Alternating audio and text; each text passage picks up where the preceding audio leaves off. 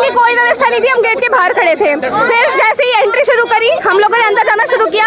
हमारे सबसे पहले मैं ही थी आगे आगे, मैंने अपना एडमिट कार्ड दिया और इसके ऊपर देखिए, आप लोग खुद देखिए इसमें सेंटर नंबर 2 और गेट नंबर 2 लिखा हुआ है। जब उन्होंने मेरी चेकिंग करनी शुरू करी तो उन्होंने कहा कि आपका सेंटर नंबर 1 है और गेट नंबर 2 है और अब आप यहाँ पे पेपर नहीं दे सकते हैं। फिर मैंने इसके लिए बोला कि इसमें ये दे रखा है और मेरे साथ कम से कम 50 बच्चे ऐसे थे जिन्होंने इसी तरीके की प्रॉब्लम सॉल्व करी है। अब वो ऐसे कह रहे हैं कि इसमें एसएससी की गलती है, आपका सेंटर नंबर 1 में आएगा। तो शुरू में क्या हुआ कि जैसे 1:30 बजे पेपर शुरू होना था, वो थोड़ा सा लेट पेपर शुरू हुआ, तब उन्होंने हमें बिठाए रखा और बाद में जैसे ही टाइम खत्म होने को हुआ, हमें धक्के देके बाहर निकाल दिया। ये तो सही इसमें दिखा रहा है आरके डिजिटल सेंटर नंबर 2 और गेट नंबर 2, और ये मैंने अभी एसएससी की साइट से डाउनलोड किया है। इसमें सेंटर दिखा रहा है Pawan Ganga. On the spot centre change किया है इन लोगों ने, ऑन द स्पॉट। अब मैं वहाँ जा भी नहीं सकती हूँ, इतनी दूर यहाँ से वहाँ तक पहुँचना मेरे लिए इम्पॉसिबल है।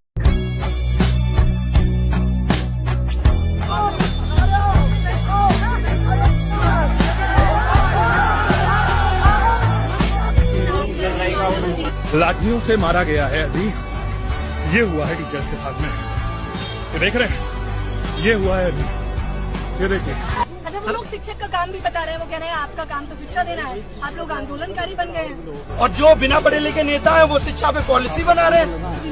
मैं आप सबको कैमरे के माध्यम से बताना चाहता हूँ कि ये 1 साल की भर्ती में 3 लाख करोड़ का घोटाला है और वक्त सबके प्रूफ दूंगा।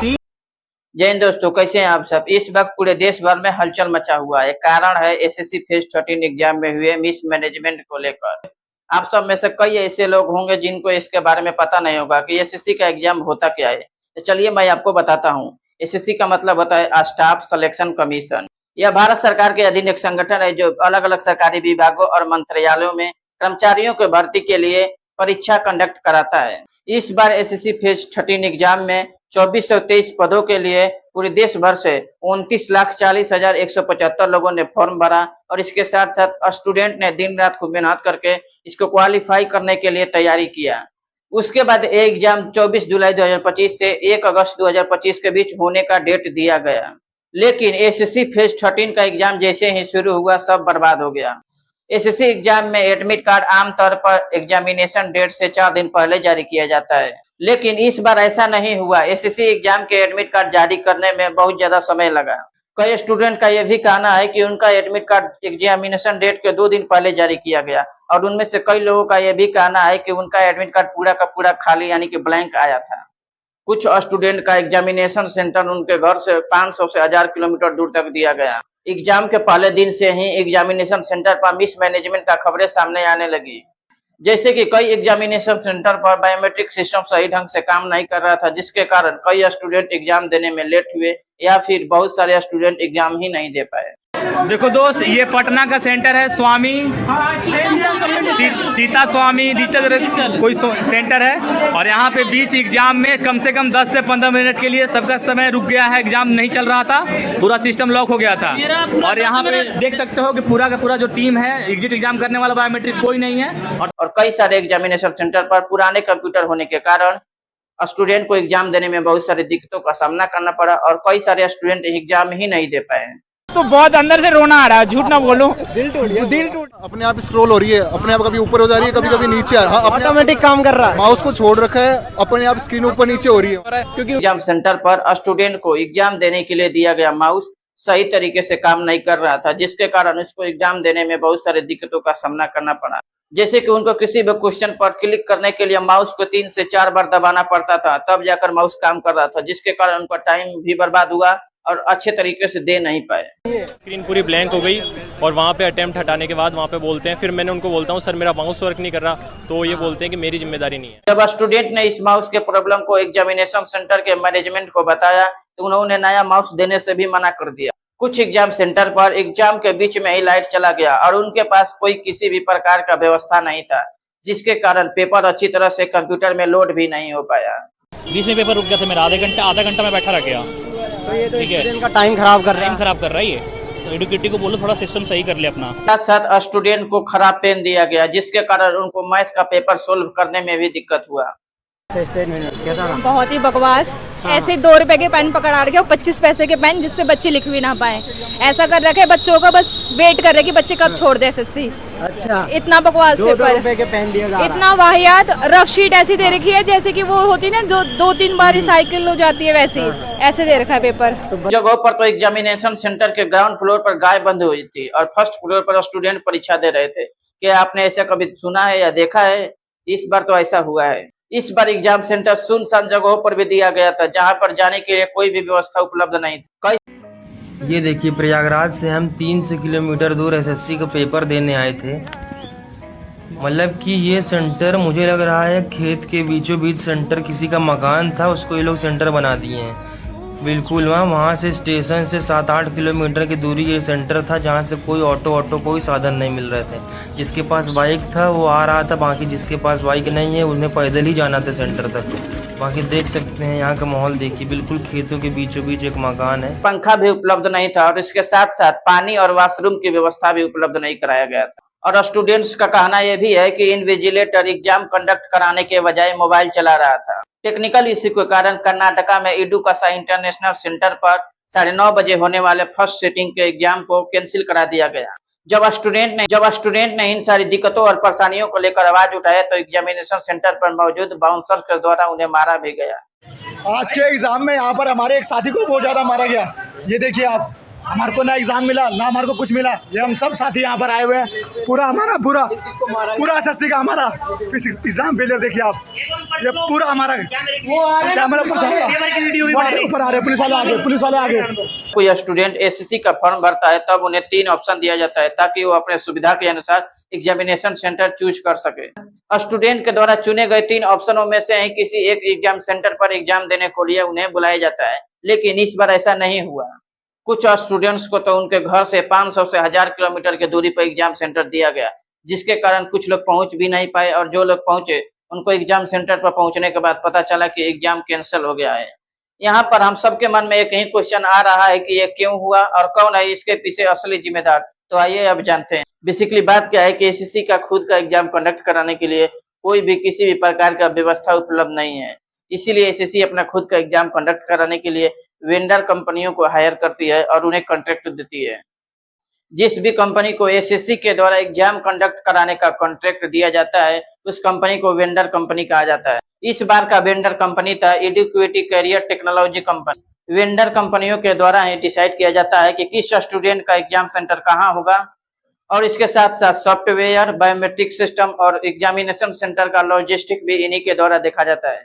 हम आपको बता दें कि ये वही कंपनी है जिसको 2020 में central director general of training ने किसी भी प्रकार का एग्जाम कंडक्ट कराने के लिए एडुकेटी कंपनी को इनएलिजिबल डिक्लेयर किया था।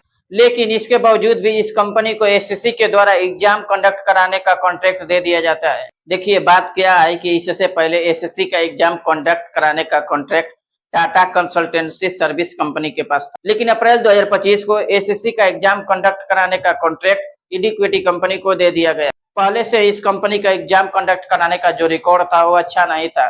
इसमें जितने भी पेपर हुए उसमें पेपर लीक, चीटिंग और मिसमैनेजमेंट को लेकर आरोप पहले से ही लगा हुआ था। ये सब जानते हुए भी एसएससी ने एडुकेटी कंपनी को एग्जाम कंडक्ट कराने का कॉन्ट्रैक्ट दे दिया। जब एसएससी से पूछा गया कि आपने ऐसा क्यों किया तो उसने अपने तरफ से जस्टिफिकेशन दिया कि ये कंपनी ने सबसे कम अमाउंट में बोली लगाई थी एग्जाम कंडक्ट कराने के लिए, इसलिए हमने उसको दे दिया। क्या आपके पास इतना पैसा नहीं था कि अच्छा से एग्जाम कंडक्ट करा सके? आपने चंद पैसों के लिए लाखों बच्चों का आज करियर दांव पर लगा दिया है। इन सभी प्रॉब्लम और मिसमैनेजमेंट को लेकर टीचर्स और स्टूडेंट ने दिल्ली चलो का नारा लगाया। उसके बाद 31 जुलाई 2025 को भारी मात्रा में स्टूडेंट और बहुत सारे टीचर्स ने दिल्ली में जाकर डीओपीटी ऑफिस के सामने इसके खिलाफ आवाज उठाई।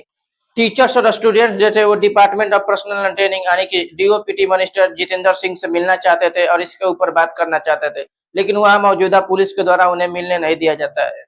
जब टीचर्स और स्टूडेंट्स को डीओपीटी मिनिस्टर यानी कि जितेंद्र सिंह से मिलने नहीं दिया गया तब वे लोग प्रोटेस्ट करना शुरू कर देते हैं।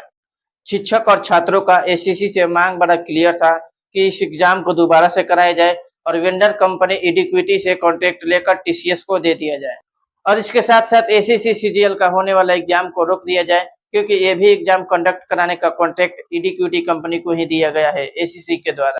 टीचर्स और स्टूडेंट्स का कहना है कि उनके ऊपर वहां मौजूदा पुलिस कर्मियों के द्वारा लाठीचार्ज कानून लिखते हैं ना, उसको पढ़ाने वाला भी एक शिक्षक ही है और किसी शिक्षक का हाथ तोड़ा जा रहा है, किसी को तमाचा मारा जा रहा है, किसी का पैंट तोड़ा जा रहा है। ये नहीं है। ये देखो टीचर के साथ अन्याय, ये जो हुआ है ये क्या टीचर के साथ होना चाहिए? सर आप भी बताइए। टीचर के साथ होना चाहिए मतलब किस एंगल से गुंडा नजर आ रहा है? हमको ये बताओ, क्या ये गुंडा है, क्या ये आतंकवादी है, ये कौन है?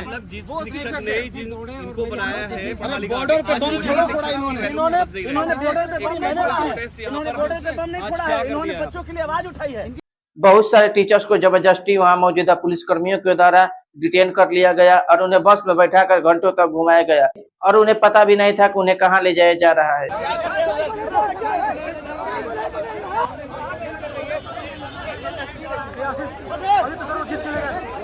मुक्के से लात मार रहे हैं।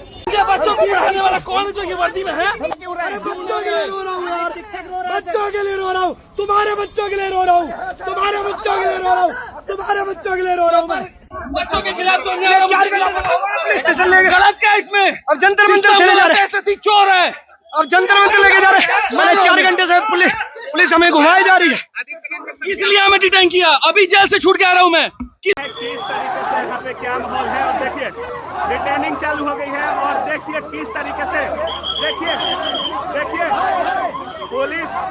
पुलिस प्रशासन लोगों को डिटेन करने की कोशिश और ये देखिए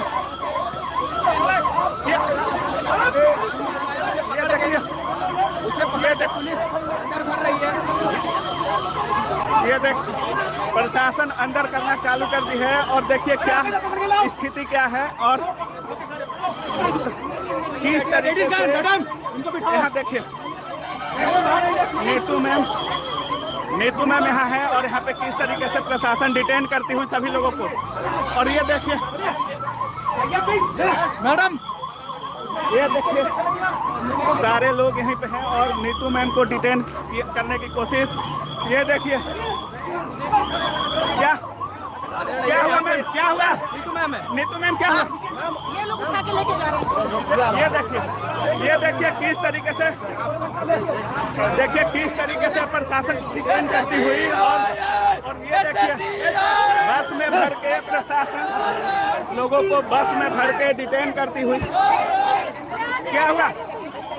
ये देखिए प्रशासन किस तरीके से डिटेन करती हुई। हम लोगों को प्रोटेस्ट करने नहीं दिया जा रहा है और पुलिस प्रशासन द्वारा और ये भाजपा सरकार द्वारा जिस प्रकार रवैया अपनाया जा रहा है, क्योंकि उनका मानना है कि हम लोग इस लायक नहीं है कि हम लोग बच्चों की आवाज उठा सकें। अच्छा ठीक है, सारे देश के टीचर आके घसीट के लेके जा रहे हैं। हम लोगों ने पूरी कोशिश की कि हम लोग जाके डीओपी तक ज्ञापन दे सके, वो नहीं अलाउ कर रहे हैं। सारे देश के शिक्षक आए हैं, सारे देश के शिक्षक आए हैं, सबको इन लोगों ने मार के भगाया है। लेकिन 31 जुलाई के शाम को ही बीते रात तक उन्हें छोड़ दिया जाता है। हमारे देश में कहा जाता है कि पढ़ेगा इंडिया तभी तो बढ़ेगा इंडिया, लेकिन हमारे देश के बच्चे पढ़ तो रहे हैं लेकिन कुछ फायदा नहीं हो रहा है, जिसके कारण हमारे बच्चों के भविष्य भी खराब हो रहा है और सालों की मेहनत खराब हो रही है और उनके माता पिता के द्वारा लगाए गए लाखों की आमदनी भी बर्बाद हो रही है, जिसके कारण हमारे देश में बहुत तेजी से बेरोजगारी बढ़ रहा है। इसीलिए मैं गवर्नमेंट से रिक्वेस्ट करूंगा कि जितना जल्दी हो सके उतना जल्दी इस शिक्षा की व्यवस्था को ठीक किया जाए, क्योंकि बच्चे ही हैं आने वाले समय में देश के भविष्य। अगर आप इसी टॉपिक पर आगे की वीडियो देखना चाहते हैं तो हमारे चैनल को सब्सक्राइब कर ले। मिलते हैं अगले वीडियो में। जय हिंद।